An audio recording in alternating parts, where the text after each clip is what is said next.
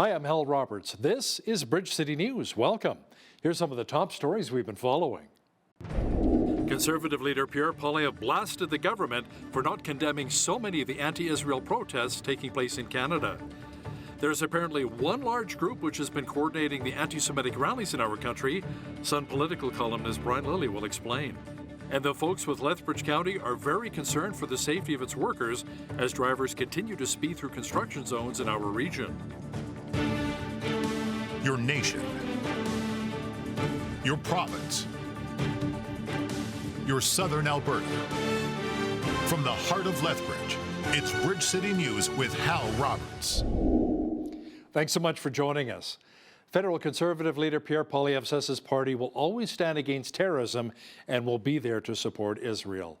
Poilievre blasted the Trudeau government's policies and handling of protests and attacks on Jewish institutions in many regions of Canada. We will always take one stand. No matter where we are, we as Conservatives will say the same thing.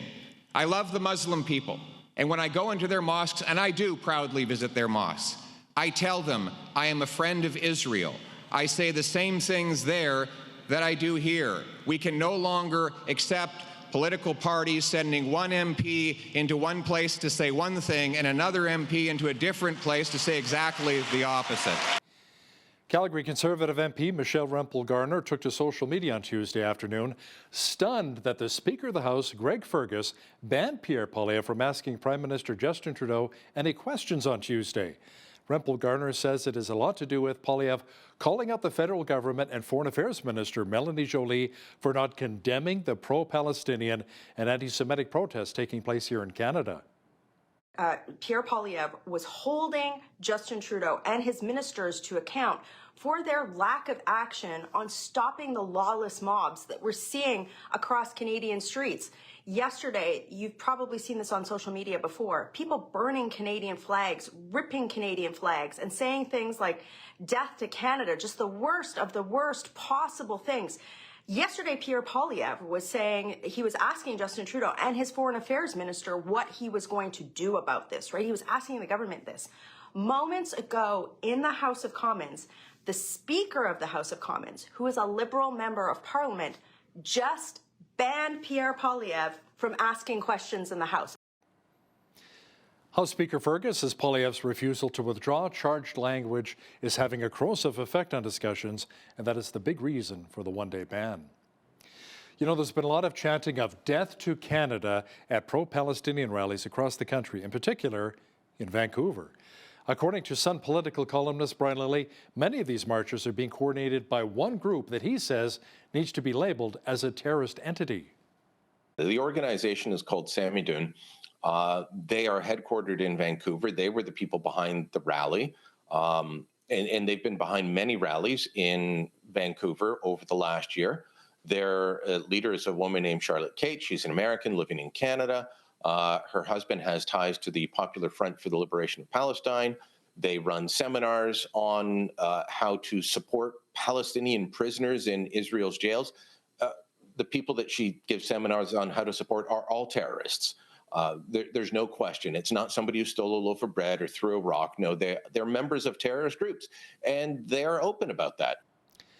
Political leaders, both provincially and federally, have condemned what they described as hateful rhetoric from a speaker at that Vancouver rally.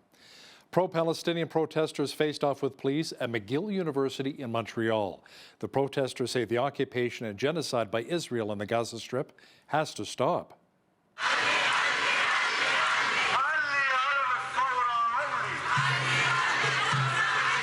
Students are here today commemorating 1 year since the beginning of this genocide, since the Zionist occupation has launched a mass genocidal campaign against the people of Gaza and have since then expanded this war to the people of Lebanon through the unfolding ground invasion that we've seen over the past few days. And so students are here to reaffirm their commitment to this struggle. Members of the Jewish community were also out in full force in Montreal on Monday.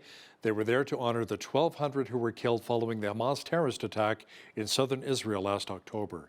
Now, they also called for the remaining hostages to be returned. Jewish students expressed their concerns amid a rise of anti-Semitism around the world. It is not about other people, it's about ourselves. We are hurting and we are mourning and we are in pain, and it is important for us to come together to give ourselves that time to feel the sadness. It's been a very hard year, and I also think it's important to show other Jews that we are not intimidated by the violence that we have seen on the streets of Montreal. We are not intimidated, and their fear tactics are not working on us, and we are here, we are strong, we are proud, and we are not going anywhere. It's a beginning of the final chapter of terrorism in the Middle East. And no power, no human being or no power can separate Iranians, Persians, and Israelis and Jews ever. The culture, the values that we shared, we cherish the history, we cherish the same heritage. There's a lot of emotions, a lot of pain that's resurfacing, general difficulties. It's quite a ball of yarn to untangle, frankly. I think a lot of people are feeling that way. This week, many around the world remember the horrific events of October the 7th, when 1,200 people were murdered by the terrorist group Hamas in southern Israel. More than 200 were also taken captive. There's still roughly 105 allegedly being held by Hamas. The president of the Lethbridge Hebrew congregation, Gary Cohn, expressed his thoughts on what he believes may have happened to those kidnapped just over a year ago. Through the news releases that we've had from Israel, there's a good possibility that many of them have already been killed or have died in captivity. There is no excuse for the type of behavior that was done on the day of the massacre or the taking of these hostages and the treatment that they are getting. Those that were released have told us of the horrendous conditions that they were exposed to. Many of the hostages that are still in captivity will not be returned alive. There is no reason that the Arabs who were in that area at that time to declare a war against Israel when they were offered a very good portion of the land for their own state, and Israel was offered a fair portion for their own. If one knows the background of what happened, that they have turned down at least 7 times their own state and the possibility to have a 2-state solution, now we are convinced that it's never going to happen because they don't want it. Cohen adds that he believes some of the information the mainstream media has released in the past about the war in Gaza may have also been manipulated by terrorist groups such as Hamas. The east coast of the United States has been decimated by Hurricane Helene. So many lives and homes have been lost. The Christian relief organization Samaritan's Purse has made its way to North Carolina to help out. As we hear and see in this next report, they're trying to make a big difference in the area, one life at a time. The east coast of the United States just got decimated by Hurricane Helene. And normally up here in the mountains of North Carolina, we don't feel the effect. A lot of damaged homes. People have lost their lives here in this community in the high country. Our community is set up for blizzards. We're not set up well for floods. And so it's really catastrophic damages. The road that we're on here, it's bridges out on the other end, and our slide has got it blocked on this end. Those people, none of them can get out. There's probably, I would say, at least 50 homes or more in there. If you can help somebody, help them. Just bless them.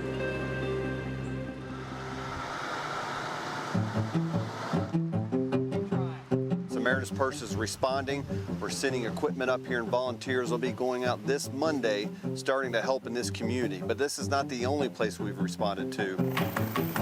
Banner Oak, they're out of water, they're out of food. So we just delivered 1 load of water to them. In the next couple days, we're going to be moving more water, more food, baby formula. We are outside Watauga Hospital to offer an oxygen service to those that have lost access to oxygen at their homes. The medical system here and also in nearby Avery County at our Linville Hospital, they've asked for help. And so as we deploy our teams to help recover from these floods and help dig out homes and cut trees back, we're also helping medically. Just really grateful for the partnership with Samaritan's Purse to have a little hope in our community about 12 hours after what could have been probably the most devastating thing that we've probably seen in our lifetime. Nobody wants to live through a disaster like this, but one of the interesting things is disaster brings us together in a powerful way. So would you please pray for those gospel opportunities, bringing people together in the name of Jesus to serve and to help and to bring the gospel. And that's why our volunteers go out. They want to serve and love others, but they want to serve in the name of Jesus Christ. So if you want to get involved, go to SamaritansPurse.org and sign up. Now, another hurricane is hitting the U.S. East Coast. Hurricane Milton, that brushed Mexico's Yucatan Peninsula, is now making its way to the Gulf Coast in Florida. La buena noticia es que hasta el momento no tenemos ningún tipo de saldo de personas que hayan sufrido algún accidente debido a este fenómeno. U.S. President Joe Biden says Hurricane Milton could be one of the worst storms to hit Florida in over 100 years. Biden postponed a planned trip to Germany and Angola because of the nasty storm. We're going to stay focused on what's ahead of us right now. I've been briefed by the senior leaders of this administration and who are driving up preparedness for Hurricane Milton, which could be one of the worst storms in 100 years to hit Florida. The current path of the storm is expected to Tampa Bay area and cut directly across the state, east to west, all the way across the state, with the potential for this storm to both enter Florida as a hurricane and leave Florida as a hurricane on the Atlantic coast. This could be the worst storm to hit Florida in over a century. And God willing, it won't be, but that's what it's looking like right now. Praying for those on the East Coast. Wow. Well, here in southwestern Alberta, we've had a little bit of wind and some warm temperatures. Jeanette Rocher is now with an early look at the forecast. Jeanette, it has been quite warm lately here in the Windy City. That trend should continue, so maybe no rush to install winter tires just yet? Oh, don't even get me started on winter tires yet, Hal, because that's an expense I've been putting off for far too long. Anyway, it's too hard to think about snow and winter right now when we're sitting at 25 degrees today, which is well above normal. We've also been dealing with some 60K winds the past couple of days that should last into Wednesday, but a high of 24 tomorrow and plenty of sunshine throughout the week. And wait until you hear about the Thanksgiving weekend forecast, which is coming up. It's going to be hot and sunny and beautiful. Too hot to put the oven on, I think, for Thanksgiving turkey. Anyways, I'll be back later in the show to give you that full 7-day forecast. Great. Thanks so much, Jeanette. A new report says inflation and higher interest rates have eroded Canadians' purchasing power since 2022. The study by the Parliamentary Budget Officer said it is particularly true for low-income households. Yves Giroux says government transfers, wage gains, and net investment income have, however, helped higher-income households to rise above inflation since 2019. His report adds that investment income of the wealthiest 20% of households grew faster than their interest payments. That led to a net increase over inflation and boosting their purchasing power last year. A tentative deal has been reached to avert a strike by 25,000 healthcare support workers in Manitoba. They were set to walk off the job on Tuesday morning while continuing to provide essential services. Negotiators for the two unions involved and the province reached the deal overnight. President of CUPE, Gina McKay, says the tentative deal addresses concerns about wages and working conditions, and the unions are recommending its acceptance. The leader of the Saskatchewan party says he wants to make life more affordable for those with disabilities if he's re-elected on October the 28th. Scott Moe says his party would bring forward a 25% increase to the disability tax credit for adults, the disability tax credit supplement for children, and the caregiver tax credit. He says it would mean $286 for each credit per year. That would be on top of the other tax reductions announced last week by the party. Moe says the income exemption limit under the Saskatchewan Assured Income for Disability program would also be increased by around $1,000. The Alberta Medical Association has kicked off a large advertising campaign in order to grab the attention of the provincial government. The AMA says the provincial government is ignoring major issues in the healthcare sector, including how physicians and healthcare experts are leaving the province because they aren't receiving enough compensation with the rise of inflation. The president of AMA says the primary care comprehensive model has been tabled since April of this year, but has been ignored by the provincial government ever since. She explains why it's so important for all Albertans. So the main reason that Albertans should care about the PCCM is that it will help retain and hopefully attract new family physicians into the province. It will also hopefully help as their practices stabilize to take on more patients into the practice. Why this is important, because it does come with a price tag, and Albertans might say, you know, we're already spending a lot of money on healthcare. It's important for them to realize that we're spending money in the wrong places. So it is much more economical for a patient to go see their family medicine specialist with for their management of their chronic conditions like diabetes and hypertension than it is for them to come to the emergency department because they have no one else to turn to. So this is a far more cost-effective use of healthcare dollars than what we're doing today. The primary care comprehensive model follows similar initiatives in British Columbia, Saskatchewan, and Manitoba that have adequate funding to attract even more healthcare workers. Slowing down when we drive in certain areas not only prevents tickets, but also ensures public safety. It is normal to take such precautions in school and playground zones, parks, hospitals, and residential areas. It appears, however, that certain drivers are not getting the message when it comes to construction zones. Lethbridge County Director of Operations Ryan Thompson says they're concerned that workers' lives are in danger due to drivers who are constantly speeding in construction zones. Unfortunately, individuals often are busy and are driving just far too quickly, going down the road. They're not paying attention to the signage, which we do put out in place, putting themselves at risk, as well as other public and certainly our staff. Most of the construction sites are posted. Often that's a 50 kilometer per hour zone, but we'd also ask individuals that if there is large, slow moving equipment on their road, that they need to drive within reason for their own safety and the safety of the operators. And so we just are asking all residents, all individuals to watch out for the signage which has been put in place. It is for their safety and the safety of our staff.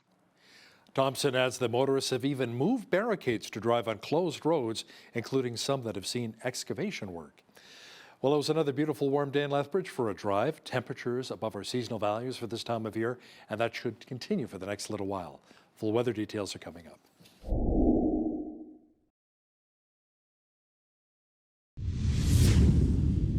Many folks on social media are talking about the spectacular northern lights seen recently in Edmonton, Calgary, and even here in Lethbridge. Here's a shot supplied by Rishabh Sharma in Calgary. Look at all of that amazing color. The green, the purple, the pink. So beautiful, very nice. Hey, listen, if you have a special weather event taking place in your community, be sure to email us the pictures. Please send them to info@bridgecitynews.ca. We'd love to hear from you. Jeanette Roche is in with all of the weather details. Jeanette, we've enjoyed a number of clear evenings over the past few days, perfect for enjoying the Aurora Borealis. Yeah, perfect. But I still keep missing them for some reason, so I have to keep relying on our viewer photos, which are lovely, by the way. But yes, nice, clear evening for the most part. We got a little bit of cloud coverage, maybe partly cloudy skies tonight, overnight low of 9 degrees. But then as we get into Wednesday, high of 24 degrees, still dealing with that 40 to 60K winds as well this evening and into tomorrow. Lots of sunshine the rest of the week, though. 16 degrees on Thursday, up to 19 Friday. It just keeps jumping. 22 on Saturday, up to 26 degrees on a Sunday, and 27 on Monday, which is actually Thanksgiving Day. So yeah, might be a little too warm to turn on that oven this weekend. We got to do it though. We love our turkey. High of 16 is the average high for this time of year, and 2 degrees is the average low for this time of year. 28 was the record high on this day. That happened back in 1984, and in 85, 1 year later, we were sitting at the record low. Go figure, -9 it was. Okay, sun rose this morning at 7:43, sunset this evening at 6:53. That means we've got 11 hours and 10 minutes of daylight, getting shorter and shorter, 3 minutes shorter than yesterday, actually. 16 for the high in Victoria, but 13 near the water. Looking at a chance of rain. Vancouver sitting at 16 degrees, 30% chance of rain there. Same thing in Edmonton. 30% chance of rain, high of 13 tomorrow, 17 the expected high in Calgary tomorrow with a mix of sun and cloud. Now, as we get into the rest of the prairies, we're seeing a high of 21 degrees in Saskatoon, lovely, mainly sunny skies there, mainly sunny as well in Regina, high 24, and 22 degrees in Winnipeg tomorrow. Over in the central part of the country, we are seeing more rainfall, so 40% chance of showers in Toronto tomorrow. Also up to 50k winds there, which is quite unusual for that area. 15 degrees the expected high, 11 for a high in Ottawa, seeing a chance of rain there, and 60% chance of showers in Montreal tomorrow with a high of 15 degrees. As we get into Fredericton and the rest of the Maritimes here, 12 degrees for the high there, expecting a chance of rain as well. Clear skies in Halifax and Charlottetown, highs of 15 in both of those cities, 14 for the expected high tomorrow in St. John's with partly cloudy skies. There you have it, that's your forecast. Cybersecurity researchers are warning Canadians to be aware of fake Amazon Prime deals as the website sees increased traffic over the next couple of days. More than 1,000 Amazon-related web domains were registered in the past month. Checkpoint Software Technology says it deemed 88% of those domains were malicious or suspicious. The company says it sees an uptick in attempted scams around big online shopping days, including Amazon's Prime Big Deal Days. Lower oil prices weighed on Canadian exports as the country posted a merchandise trade deficit of $1.1 billion in August. Stats Canada says that compares to July's revised deficit of $287 million after an initial reading pointed to a surplus of $684 million. Total exports fell 1% to $64.3 billion. Total imports, meanwhile, edged up 0.3% in August to $65.4 billion. Western Forest Products says it is temporarily curtailing lumber production because of market challenges. The Vancouver-based company says it is reducing production from its BC sawmills by around 30 million board feet from October to December of this year. This comes on top of additional curtailments earlier in the year, totaling around 10% of the company's annual lumber capacity. Company officials blame weaker lumber demand and higher U.S. softwood lumber duty rates. They also say the BC market is seeing a lack of available economic log supply at certain sawmills. Now, here's a look at today's markets. The TSX was down 30 basis points for the day and sits at 24,072. The Dow was up 126 basis points to 42,080. The S&P 500 was up 55 points to 5,751. And the NASDAQ was up 259 points to 18,182. West Texas Intermediate oil was down $3.40 to $73.74 U.S. per barrel. Natural gas was down a cent to $2.73 U.S. Gold was down $23.14 to $2,620.13 U.S. an ounce, and silver was down $1.03 to $30.67 U.S. an ounce. Feed wheat is at $7.94 per bushel, barley is at $6.09, canola is at $13.99, and corn is at $7.49 per bushel. Live cattle October contract went up $1 to $188.48.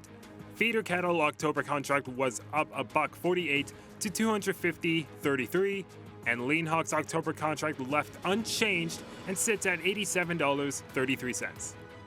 And the Canadian dollar was down slightly over the past 24 hours and currently sits at 73.30 US.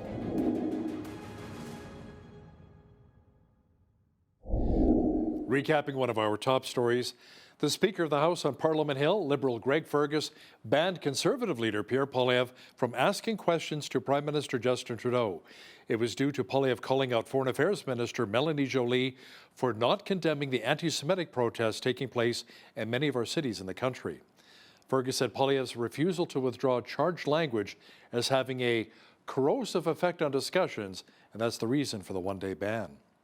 There's apparently one large group which is organizing so many of the pro-Palestinian and anti-Israel protests across the country. Rallies where people are chanting "Death to Canada" and even burning the Canadian flag. Sun political columnist Brian Lilly will have details for us momentarily. When you see news happening in your community, be sure to drop us an email at info@bridgecitynews.ca. Also, be sure to visit our website anytime to check out a number of stories and interviews.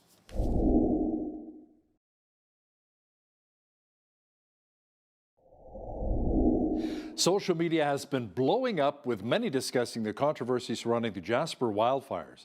Firefighters, along with their fire trucks, were allegedly turned away back in July, just 3 days after the fires broke out. Now, to chat about this in more detail is Sun political columnist Brian Lilly, who joins us once again from Toronto. Brian, why on earth would firefighters be turned away from such a devastating wildfire? Well, Parks Canada is the one in charge, and you heard it from Deputy Premier Ellis as well. They were making all the decisions, and they had a command and control structure that excluded anyone outside. So they worked with the town of Jasper, but they didn't work with the province. And this company that showed up was 20 private fire trucks, a company called Arctic Fire Services. They do firefighting in northern Canada. They are contracted to do it. They're equipped. They're qualified. They could have gone in to help, but they were turned away. That was coming out at a Commons committee on Monday, along with the testimony from Deputy Premier Ellis, basically denouncing how the federal government was operating. And it is angering not only people in Alberta, but in Ottawa. It's taken on a life of its own. The committee's been trying to get to the bottom of the Jasper wildfire for some time now. And of course, as we've discussed before, those reports going back to 2018 and earlier about the dead tree stands, and that this was timber that was just waiting there, that there was going to be a disaster. The government was warned. Unfortunately, it appears Parks Canada has adopted the same failed strategy that's been used in California. You know, we keep hearing, well, there's more wildfires due to climate change. Well, perhaps wildfires have always been with us. And what is also driving wildfires is the lack of preparation, the lack of controlled burns, the lack of forest management. Forest management practices were put into place to deal with wildfires, which are natural. There has been a move to back away from that and just leave things as they were naturally. Well, that results in more forest fires. So the minister has been grilled about the dead tree stands. He told the MPs on the committee, some of whom were from Alberta and affected by this, that, oh, well, you just don't understand how things work. Stephen Guilbeault's been very arrogant on this. The whole federal government has been very arrogant on this. But I still think that they have a lot of questions to answer for. Brian, is Stephen Guilbeault's job on the line here as Environment Minister? Probably not, because Justin Trudeau is enamored with Stephen Guilbeault. This is a guy who I thought was going to be removed from this file a year or so ago. He was picking fights with every premier across the country. He was causing problems. His signature legislation, of course, has been rejected by the Supreme Court. He's still pushing ahead with that. He is a zealot. He is a green zealot, and Justin Trudeau really admires that about him. So I don't think Stephen Guilbeault is going anywhere. He is seen as doing the right thing. And when it comes to the Jasper wildfires, just like in Toronto, you know, we had a big flood a little while ago, and all that the progressives want to do is say, oh, climate change, but not do anything about it. You know, our mayor and our city have not put in flood mitigation measures because they just say climate change. It's like a get out of jail free card. That's all Guilbeault wants to do on this. Claim it's climate change, turn around and say, and see, this is what will happen if you elect conservatives. You'll get more of this because they're climate deniers. Brian, chants of death to Canada were heard at various pro-Palestinian and anti-Semitic rallies across the country. Now, you experienced some of this firsthand at a protest in Toronto over the weekend. Why isn't more being done to quash these vile rallies and arrest people? Well, those are some of the questions I put to Toronto's police chief when he held a news conference last week. He had a few uncomfortable moments with me grilling him.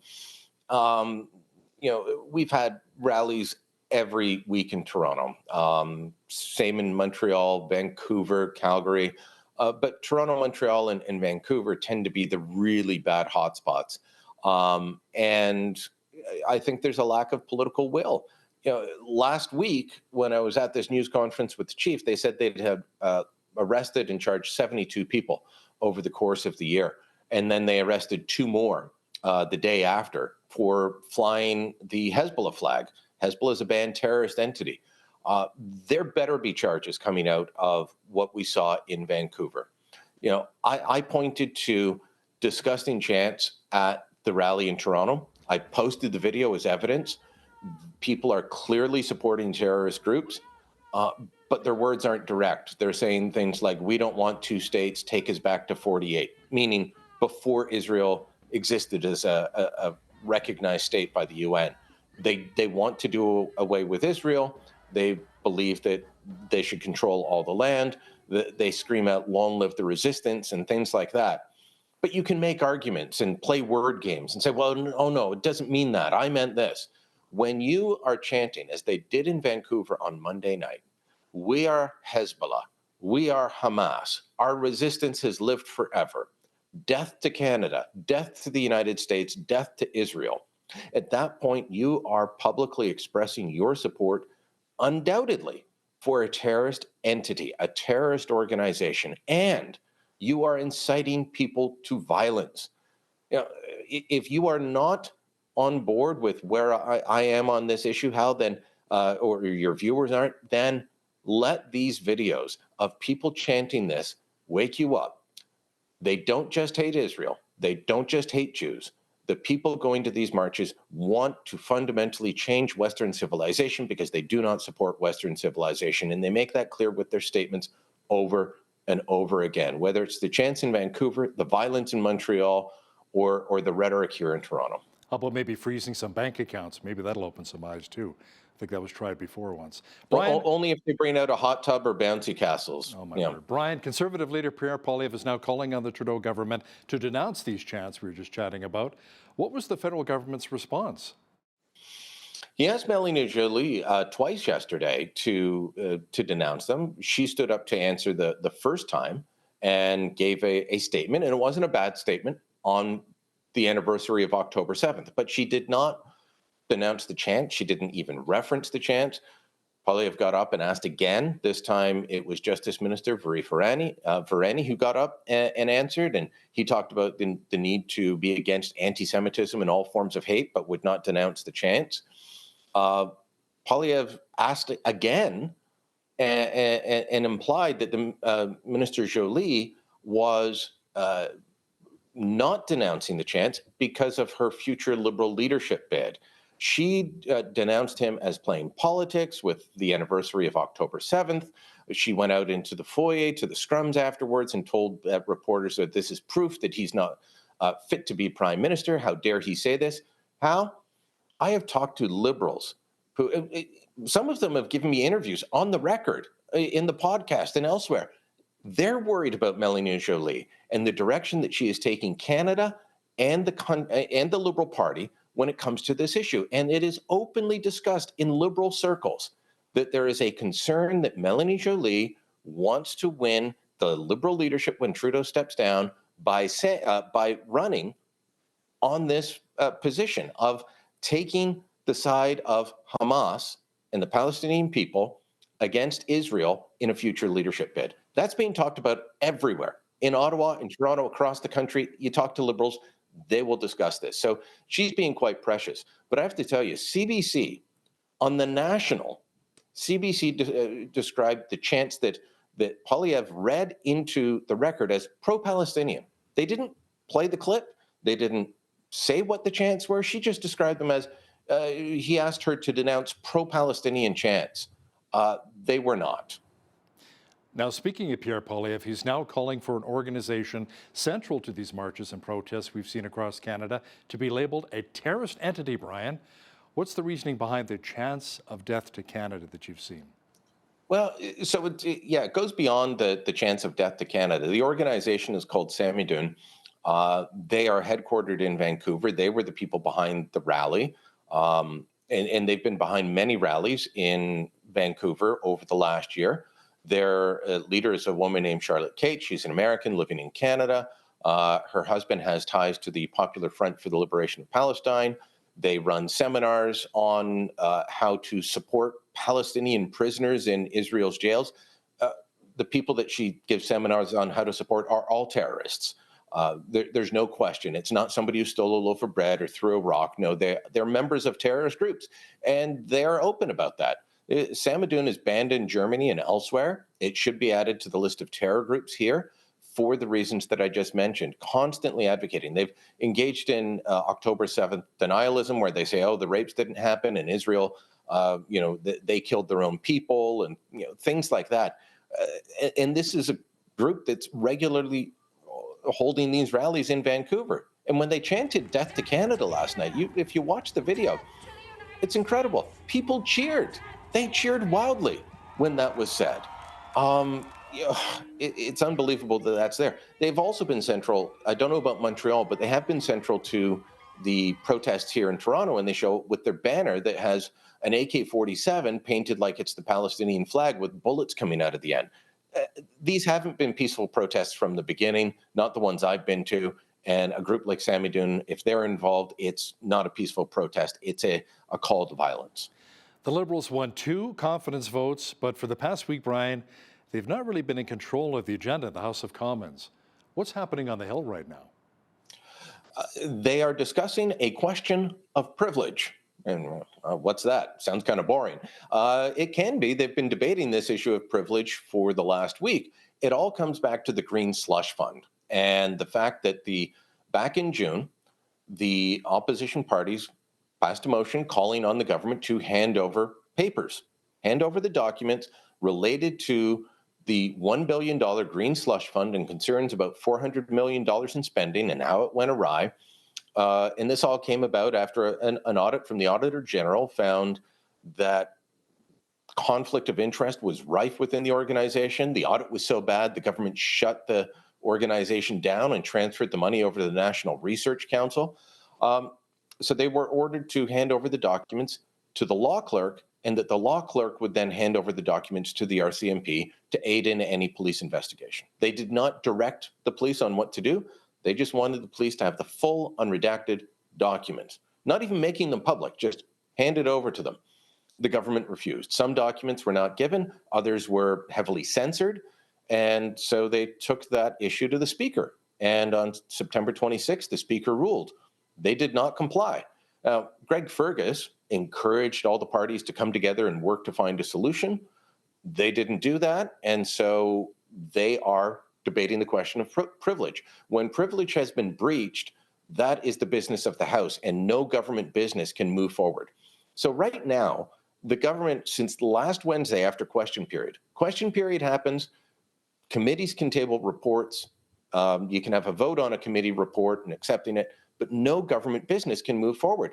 So they can't even move forward their Ways and Means motion to increase the capital gains tax. They're being prevented from doing that. And there's no end in sight to this, because as soon as they're done with this question of privilege, then they go to the other question of privilege, and that'll take several days of debate.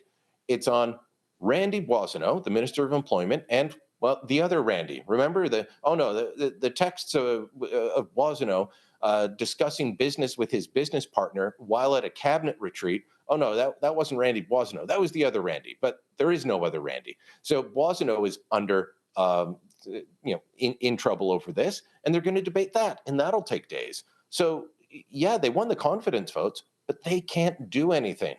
Clearly, though, the Prime Minister isn't concerned with his government toppling, because he's just flown off to Laos for another international summit. But Brian, Yves Francois Blanchette, the Bloc leader, wasn't impressed with the Liberals shooting down the private members' bill of an increase of 10% on the OAS payments, the old age security payments for our seniors.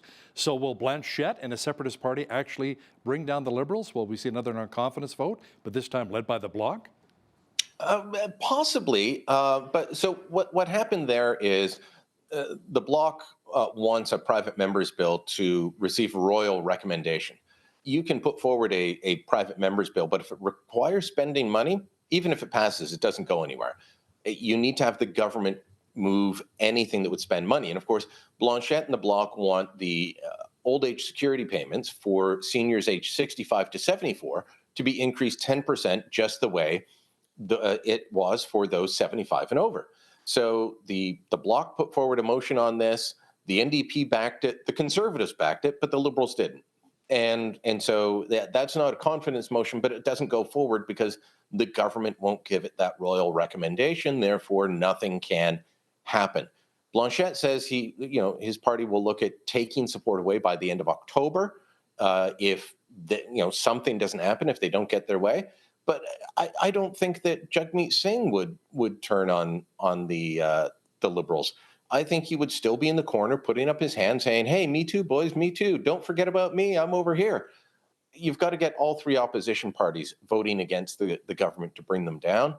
And maybe this dysfunctional nature of Parliament may lead to something eventually. It may change the mind of the NDP. But as we discussed last week, the NDP, they broke. They got no money.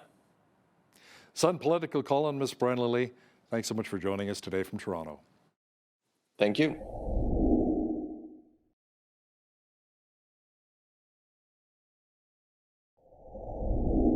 Today, we're going to learn more about this type of cancer and what kinds of treatments and supports are available. Our guest has battled myeloma himself and is the head of the Lethbridge Myeloma Support Group. He joins us here in the windy city of Lethbridge. Brian Treadwell, welcome to Bridge City News. Thanks, Nav. Thanks for inviting me to Bridge City News. Great to have you on. So, Brian, can you explain to our viewers what myeloma is and how Canadians are battling this disease? Okay, first of all, let's answer the second question first. Though classified as a rare disease, myeloma is the second most common form of blood cancer. In 2022, nearly 4,000 Canadians were diagnosed with myeloma, and currently 11 Canadians are diagnosed every day with the disease. Wow. Yeah. So as far as myeloma itself, and here's the medical part, and I don't want to get too medical on it, but it's a blood cancer associated with the abnormal behavior of uncontrolled growth of plasma cells. That's the white blood cell. Plasma cells are made in the spongy part of your bone, and they're an important part of your immune system because they produce the antibodies. Okay, and in myeloma, too many plasma cells are produced and they crowd out the good cells like red blood cells and platelets that our body needs to keep us healthy. And when you have numerous areas in your body affected by these growth, the disease is called multiple myeloma. Ah, okay, that makes sense. And so what are the symptoms of myeloma then? Okay, some of the common primary symptoms are bone pain, anemia, extreme fatigue, reoccurring infections, and kidney problems. However, anything unexplained should be referred to your doctor so he or she can refer you on to a hematologist. And those people are the ones that make the specific diagnosis. And is there a known cure? No, currently it's incurable. However, great strides are being made in increasing both the quality and quantity of survivability of diagnosed patients. A decade ago, the survivability was about 5 years, but now with research and new drugs and treatments, people are living 5, 10, 15, 20 years and longer past their initial diagnosis. So that's the good news. That is some good news. And what kinds of treatments are available and which kinds of treatments seem to be having the most success? Okay, because myeloma is, well, I'd call it a designer disease. It designs itself around you. Your medical team will decide what's the best treatment for you. It's all depending on your age and your other health factors. You may have a stem cell transplant or not. I had a stem cell transplant. And since I had a stem cell transplant, even the protocol has changed for treatment then. So treatment is always changing for the better because they find all sorts of new things, new ways of treating it. So it's an ongoing process. So I can't tell you exactly what it's going to be. Well, I mean, so you're a myeloma survivor yourself. So can you just tell us what life with myeloma is like? Well, as far as treatments go, what are having the most success? Stem cell transplants, CAR T therapies. Your doctor sort of gives you a designated treatment plan. to put the cancer cells into remission. And that's the best possible way because it's incurable. The best place to get is to have it go into remission. And therapies evolve. Treatment works for a period of time that you're in remission, but then cancer, it's smart. It adjusts itself to those drugs and it says, okay, I'm used to it, so now I'm going to grow again. So then you become what they call relapsed. So the doctors have to go and find a new drug to go on and put you on. And you go on that for a while and go back into remission. And then the drug gets smart again, or the cancer gets smart again and says, okay, I like this, I'm going to grow again. So this dance goes on and on and on until you get back in and you run out of known drugs and you're put into what they call refractory because you're at the end of the line. So what happens then is your team has to look for drug trials, which aren't approved, by Health Canada. It's not a known, produced, but it's done at universities and specific things like that. So you hope to get on drug trials, and a lot of people are on them, and their survivability is increasing again. So it's an interesting dance. Here in Alberta, the University of Calgary has world-class researchers, and they're coming up with some great new drugs. And I have one lady in our group that's been on there for about 5 years with a trial drug, and she was initially on palliative care, and she's gone to just blossoming on this trial drug. Wow, amazing. She's doing really well. So that's giving some great hope.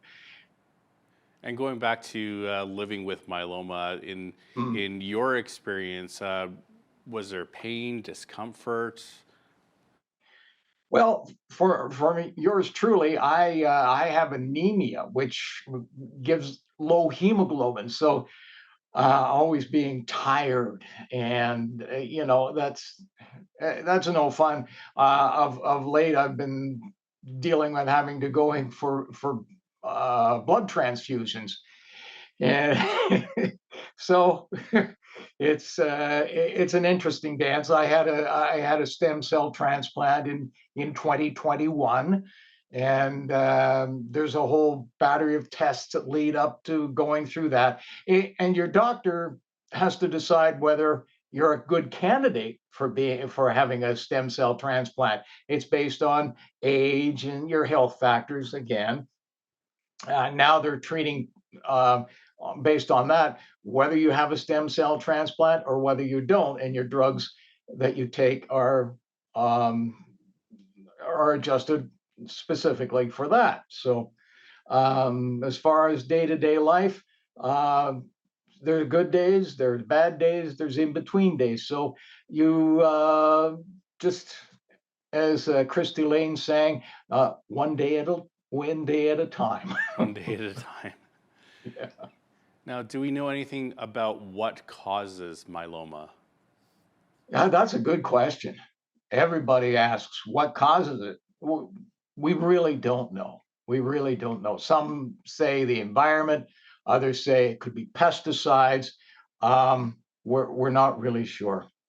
No. The cure, that's what we're after. Absolutely. Now, are there any ethnicities or age demographics who are more susceptible to getting myeloma? Well, the median age for diagnosis is 65, though I've heard as young as 35. Primarily, it's 70s and 80s that get diagnosed. And there's more of a prevalence for Asian and Afro-American heritage. So it can be anybody. Let's face it, it can be anybody. And I want to go back to your experience. When you were diagnosed with myeloma, what was your reaction and how has your journey been battling this disease? Well, it's funny. I have to give credit to my family physician. he was tired of seeing me complaining about always being tired. So he finally said, I've got to send you to Dr. Benke. And my hematologist set me up to Calgary with a battery of tests. And I went back to see him for the diagnosis. And he came in and sat down beside me and took a deep breath and said, you have multiple myeloma. So I just went, okay, so what do we do next? You know, that's the thing. I wasn't, no woes me, whatever. It just didn't phase you. You were just like, okay, how do we tackle this? How do we get this? Exactly. How do we get on with it and, you know, live life and adjust ourselves accordingly? I wasn't going to give up and throw in the towel or anything like that. Okay, go with the hand you're dealt. Well, what a great attitude to have towards it as well. Now, you lead the Lethbridge Myeloma Support Group. Can you share what a typical meeting might look like? Have you ever seen a wrestling match? No, it's catch as catch can. We do a little bit of everything. There's no formal meeting because meetings get bogged down in red tape and all sorts of stuff.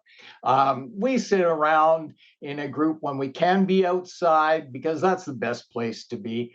In the fact that myeloma, you're immunocompromised, so you don't want to pick up diseases from other people.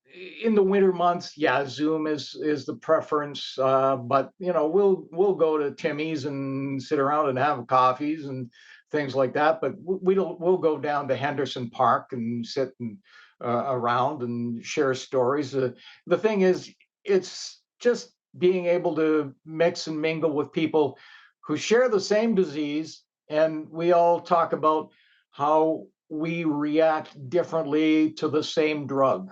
Because as I said, it's a designer disease. We all react differently to the same drug that we're given. The side effects affect us differently. And to what degree does myeloma affect the way one lives their lives day to day? Like, are there certain things you need to avoid? Are there certain precautions you need to take? You talked about masking and being immunocompromised. It's frustrating because at times you can't plan things. The way you adjust is the way it's individual. You'll hear a different story from each person that you talk to that has myeloma. Some are going on as if there's nothing wrong with them, and that's a great attitude, and that's good, you know. So you just have to watch what you do. You know, we're not skydiving because it involves your bones and things like that. Some of us don't ride bicycles or do things that will cause us, you know, that will fall off, you know, and hurt ourselves. Or, you know, as I said, I'm not going in the wrestling ring, and we're not doing anything like that. Plans change. As I said, if you're not feeling good, it's okay to stay home. And when you're in doubt, talk to your doctor, talk to your medical team. They'll tell you what you know you should do or you shouldn't do, and you know, talk to a dietitian if you need specific things you need to adjust for your diet, and things like that. Now, this doesn't look like it affected you based on the way you responded to being diagnosed, but is it common for depression to set in? And what advice can you offer to help prevent this from happening? Oh, yeah. I'm an old broadcaster, so I've got almost 40 years of faking it till I make it, okay? I can get behind the microphone and sound like I'm on top of the world. But behind and underneath, it's a completely different story. It's like a duck in the water. But, you know, any life-changing thing like diagnosis like that, it's bound to change your psyche. I admit every now and then I have a little pity party but you've got to keep a positive outlook. Absolutely. Surround yourself with positive people. Read positive things, listen to positive music. Don't go on the internet. Oh, the internet, it's the bane of people with diseases because you get so much misinformation out there. And I'll say more about that in a moment. But the disease hasn't robbed me of my sense of humor. Maybe you haven't caught on to that, but Monty Python's, always keep on the sunny side of life. Life I've ever with seen Brian. the video for that, yeah. And any final thoughts on winning the battle against myeloma, and any final thoughts in general? You were talking about misinformation. Yeah, I always say to anybody I talk to, if you're going to go on the internet, go to Myeloma Canada's website, myeloma.ca. That's where you're going to find the most current information about myeloma. It's been rebranded and refreshed, and it's got the most current information, research, pamphlets, YouTube videos. It's just chock full of things.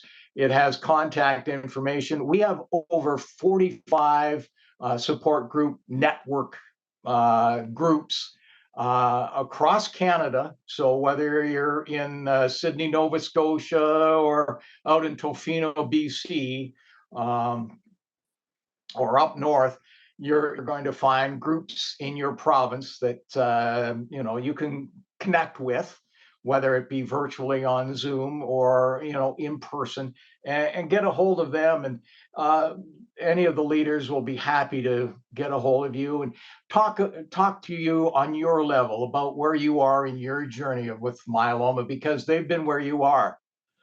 And that's the one good thing about it. We're not paid volunteers or anything like that. We're people who are living myeloma, just as you are living myeloma, if I'm talking to you as a myeloma patient.